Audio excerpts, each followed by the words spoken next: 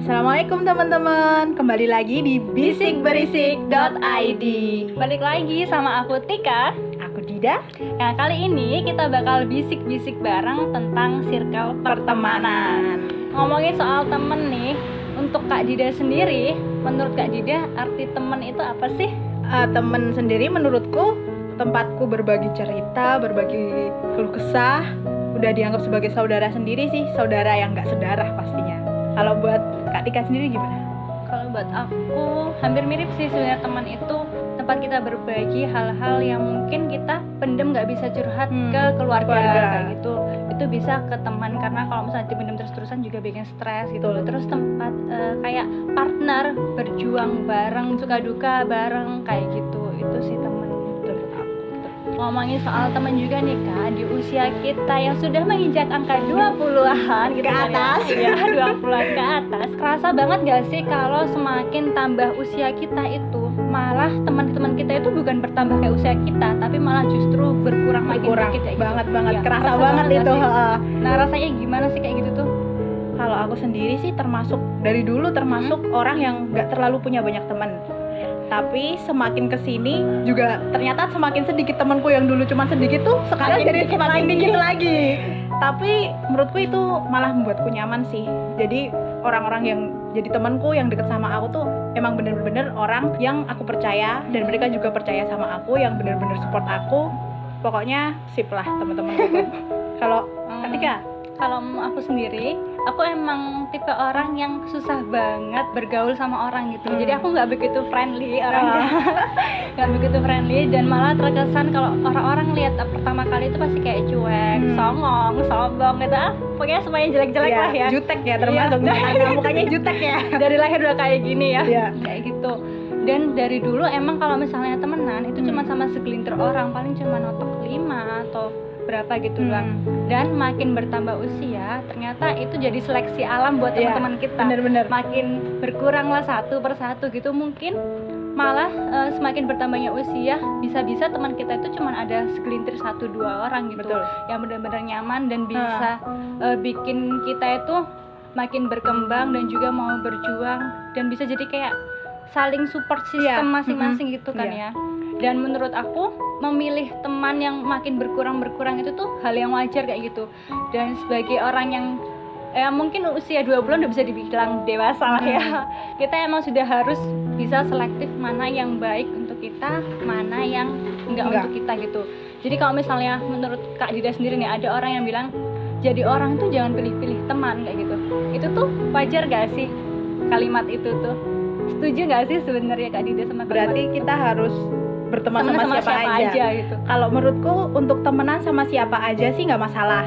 Tapi untuk temen yang bener-bener dekat, nah itu menurutku emang harus kita seleksi sih, nggak cuman asal gitu. Yang klop gitu ya. Soalnya balik lagi saat kita temenan sama lingkungan yang negatif, otomatis banyak hal-hal negatif yang juga akan masuk ke diri kita kayak gitu. Bener. Kan. Mau nggak mau sih pasti. Jadi mesti secara sadar atau tidak sadar. Pasti nanti ada yang sesuatu yang negatif juga ke kita. Kalau misalnya kita temenan sama orang yang mungkin suka banget, baru ngumpul, baru ketemu udah langsung tadi itu si A bla bla bla bla, otomatis pasti nih orang itu di luar juga pasti bakal ngomongin kita juga kayak gitu kan ya.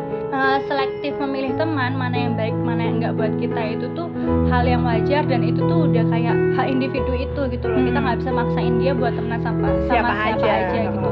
Kalaupun misalnya kita mau temenan sama banyak orang, itu ya cuma sekitar kayak kenal aja sih, say hello dan kenal punya kontaknya gitu. Nggak terlalu berteman secara dalam yang gitu. Dalam sampai tahu seluk-beluk kita, karena nanti juga berdampak ke kepribadian kita, diri kita sendiri gitu. Ya betul.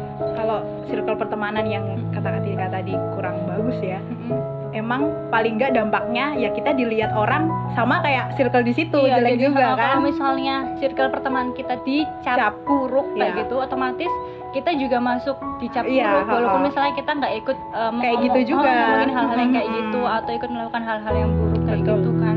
Nah, ngomongin tentang teman dalam circle pertemanan yang negatif, pernah nggak sih nemuin dalam pertemanan kita yang ya udah dari kecil kita punya teman sampai sekarang udah umur 20-an ini pasti banyak macam-macam orang. Betul. Salah satunya mungkin yang biasa kita jumpai dan membuat kita terhambat atau stuck di tempat atau membuat kita menjadi kayak korbannya selalu disalahkan adalah si toxic people. Dalam pertemanan. Jadi orang-orang ini tuh biasanya itu nggak muncul tiba-tiba sih ya. Biasanya tuh kalau misalnya udah berteman cukup lama baru kelihatan gitu. Ya. Nah menurut Kak Dida nih, pernah nggak sih dulu nemuin toxic people ini atau sekarang pernah menjalin hubungan dengan si toxic people ini, dan menurut Kak Dida itu gimana sih? Kalau menurutku di setiap circle pertemanan tuh pasti ada toxic people.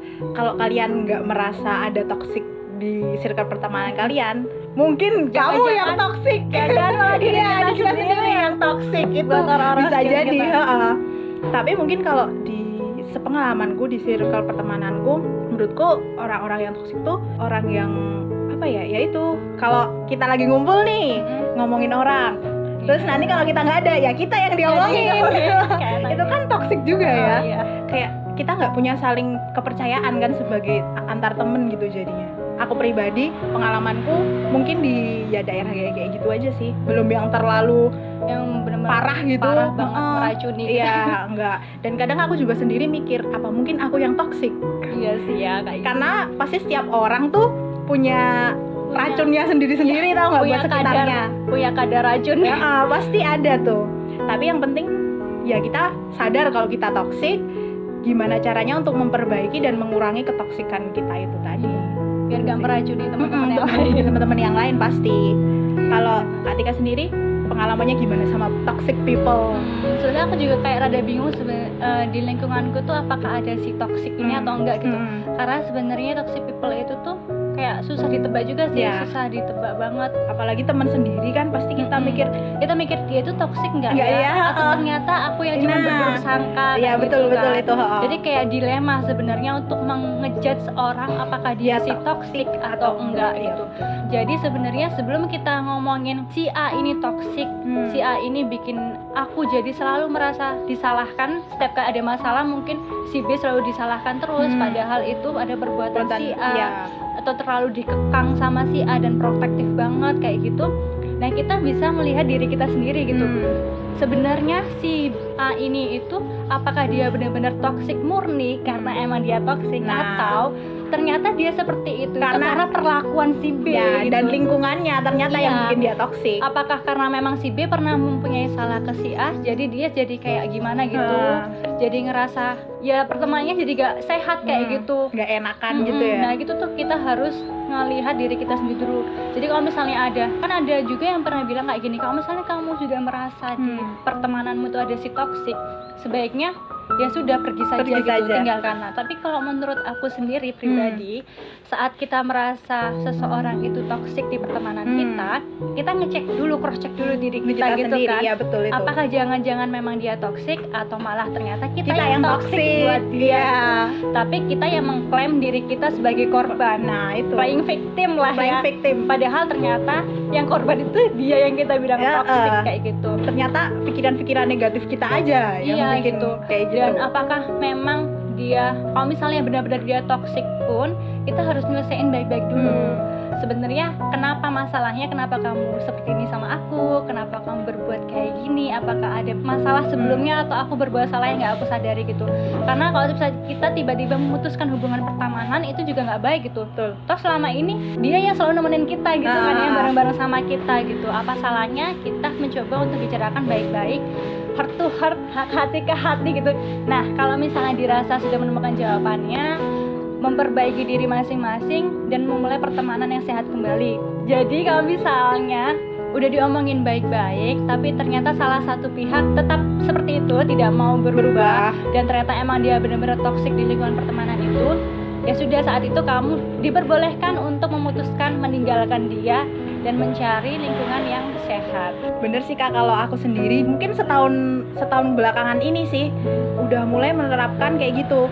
Kalau dulu mungkin aku kalau sama orang yang menurutku mungkin nggak cocok atau toksik gitu, pasti gimana caranya masih bisa berteman.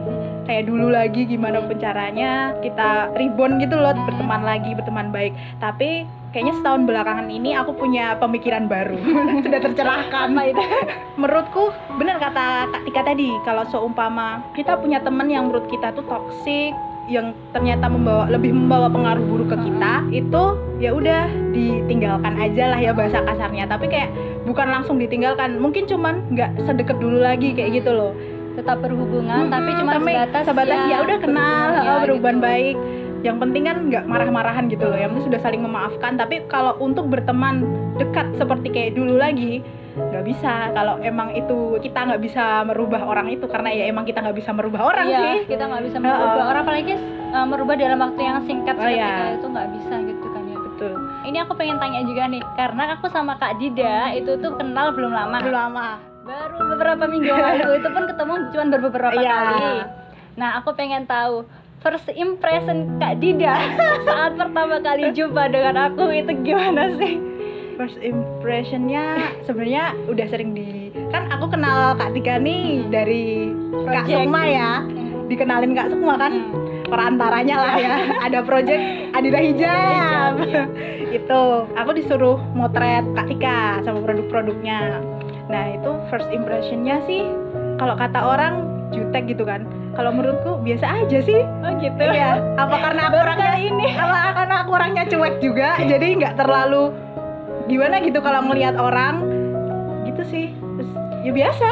Kayak jadi, sekarang nggak banyak berubah sama pikiranku. Sekarang udah beberapa kali ketemu gitu loh. Bukan yang wah dulu jutek, oh ternyata enggak sih, tetap ya kayak biasa. Ternyata teman-teman ini baru pertama kali aku merasa tidak dicap sebagai orang yang jutek, sombong, cuek dan sadis dan sebagainya. Terima kasih ya Kak Dita. Sama-sama. Kalau Kak Tika gimana nih? Kalau aku sendiri pertama kali kita ketemu kan waktu itu di kafe kafe. Terus aku emang tipe orang yang sulit banget buat langsung klop sama orang gitu. Sempet khawatir, kayak aku tuh overthinking soalnya orangnya. Sempet khawatir, takut nanti Kak Dida ngerasa nggak nyaman sama aku.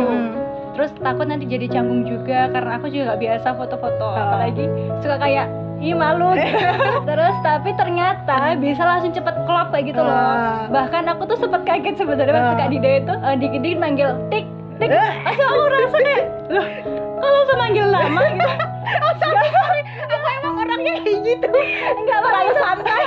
Malah kayak aku baru, soalnya biasanya setiap orang mau deket, apalagi kalau orang Jawa nih ya kebanyakan, itu pasti manggilnya Mbak. Iya nggak sih? Iya. Pertama kali ketemu, tapi ini aku pertama kali langsung dengar kalimat tik. Mau di mana tik? Gini aja. Langsung aku mikirnya kayak, loh kok secepat itu bisa akrab gitu. Padahal aku sendiri masih kayak, Mbak nanti gini ya, kayak masih jaga-jaga image gitu lah gitu. Ya nggak tahu sih, mungkin saya orangnya cuek jadi kayak gitu, ya udah bodo amat. Ternyata friendly, ternyata enak, dan ternyata kita klop. Ya oke, semoga sampai besok-besok ya.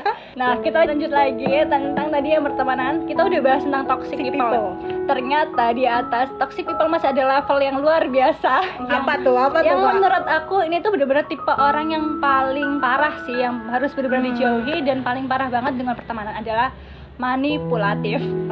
Orang-orang yang manipulatif. Jadi overnya nih Kak, terbungkus sempurna rapi, dia itu benar-benar baik, selalu mengarahkan yang baik-baik, ternyata dia itu malah kayak menjerumuskan kita gitu. Pernah nggak nih? Kalau manipulatif people tuh nggak tahu sih Kak, saya agak ragu-ragu dia manipulatif atau tidak. Namanya juga manipulatif kan, jadi iya ya, karena susah ditebak, karena covernya baik.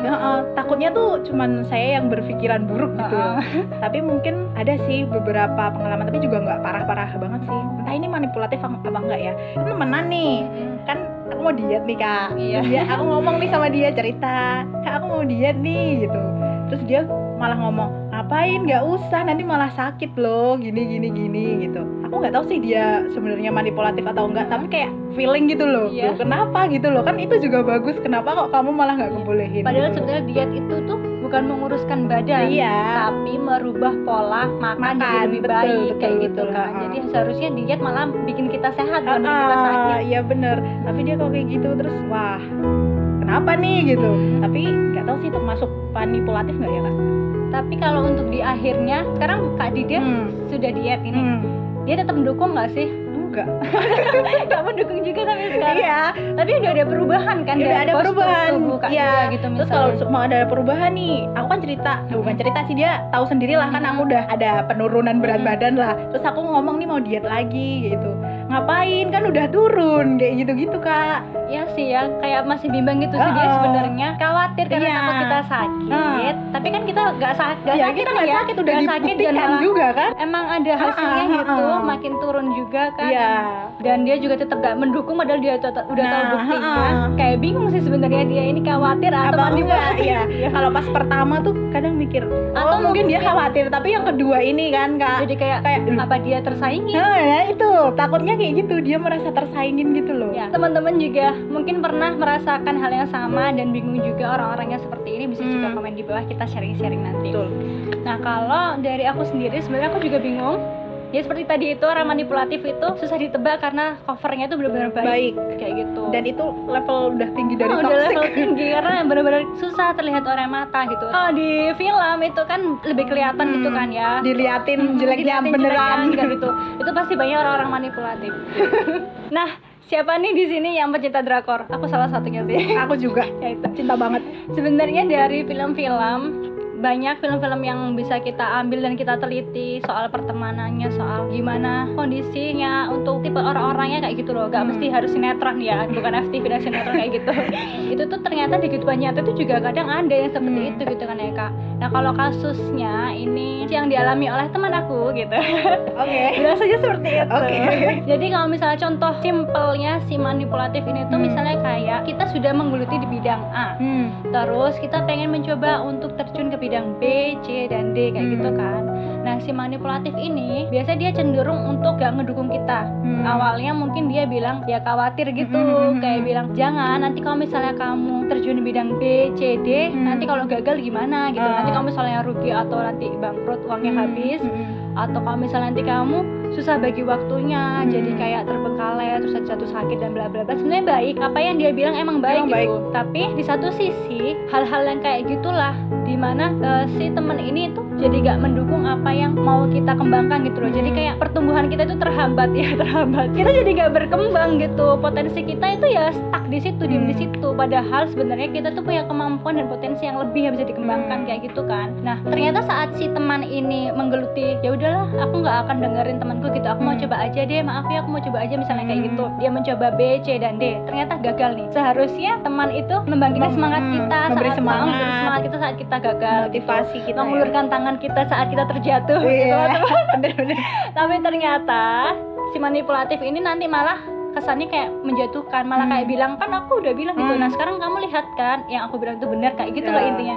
Jadi kayak dia itu ngerasa aku tuh benar, udah kamu tuh jangan ngeyel gitu. Nah jadi itu kesannya kayak dia itu mau bilang kalau nah aku yang benar nih gitu. Aku tuh benar semuanya tentang semua hal itu aku benar, jadi kamu tuh harusnya jangan ngeyel gitu kan, ikut aku aja gitu. Padahal satu sisi dia juga kayak khawatir mungkin tersaingi, bisa kompetitif kayak gitu, tersaingi, merasa kayak kamu tuh gak usah berkembang gitu, udah kamu tuh situ aja gitu. Biar aku yang berkembang. Ya, biar aku yang berkembang. Kalau enggak itu ya udah kita tuh setara gitu, jangan melebihi aku gitu. Jadi kayak jiwa kompetitifnya itu benar-benar tinggi banget, tapi itu tuh malah menjatuhkan temennya gitu. Tuh seharusnya sebagai teman yang baik kita tuh mendukung teman kita gitu. Kalau misalnya dia mau mencoba B, C, D, ya udah kita dukung dulu aja gitu. Nggak apa-apa mencoba, toh kalau gagal bangkit lagi, gagal lagi, ya udah bangkit lagi. Kalau misalnya 1000 kali gagal pun kamu masih punya 1 kali kesempatan yang dimana mungkin itu ada kesempatan kamu buat berhasil gitu kan. Kan ada orang juga yang bilang kita itu sebagai teman yang baik harus menerima semua kekurangan teman kita kayak gitu. Nah kalau aku pribadi, aku tuh kayak kurang setuju sih sebenarnya.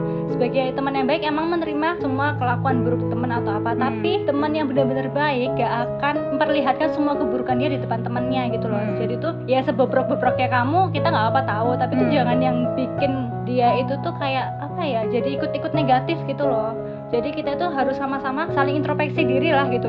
Kalau misalnya kamu pengen temanmu baik sama kamu, otomatis kamu juga harus berusaha baik sama temanmu gitu kan. Jangan cuman meminta teman kamu buat menerima kamu, tapi kamu sendiri nggak berusaha buat memperbaiki sikap jelek kamu kayak gitu. Ya setuju kayak gitu. Mungkin biar temennya nggak ikut negatifnya kita ya. Iya gitu.